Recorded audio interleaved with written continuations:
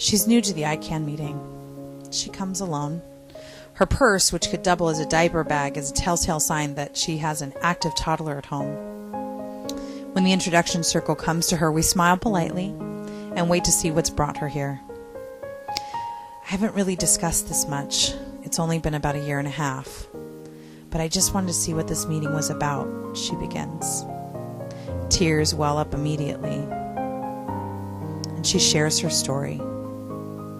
My heart drops. Her pain is palpable. I feel like every few meetings, we have a woman come in for her 18-month cry. Sometimes it coincides with the second pregnancy, but more often than not, it's just the space that woman needs to process. When she speaks, she doesn't talk about the surgery itself.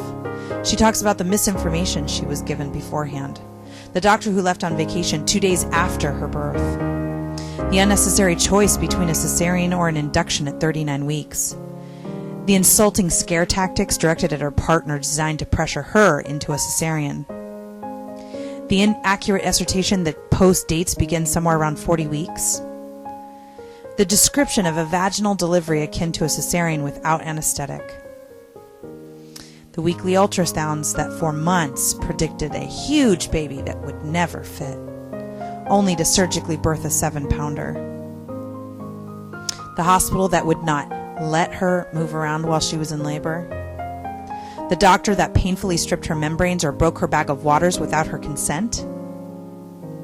Condescending comments about what a doctor would tell his sister to do. Wouldn't the sister get to make up her own mind? Instead of offering concrete information to base a real decision on. The humiliation of reading her birth chart that the cesarean was deemed elective and performed at maternal request. As a member of this community she has sought out for support, I feel like a failure. There's no amount of proactive training or advice I can give her. There is no Band-Aid for her wounds.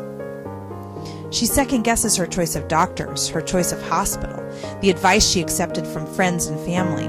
She mourns the loss of that expected postpartum gentle introduction into parenthood, where she gets to fall in love with her child after birth.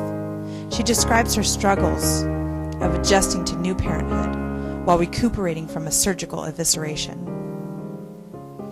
She's proud of what she was able to do with what she was dealt, but she has a sneaky suspicion that it didn't have to be that way.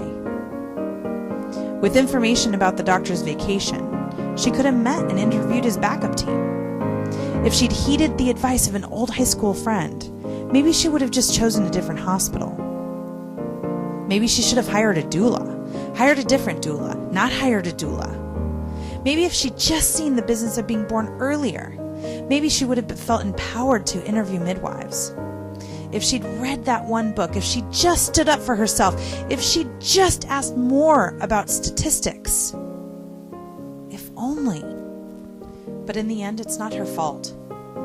At every step along the way, she believed that her medical team was acting in good faith. She believed that the best practices, not CYA legalese, would dictate her care. I have yet to see a woman who felt that her cesarean was an empowered choice that she made during an unexpected birth come to our regular meetings. Cesarean moms who were treated honestly and respectfully during their birth process only come to the meetings to prepare for a VBAC or as a guest when the topic is mom-powered cesareans. Empowered women, they don't show up for the 18-month cry.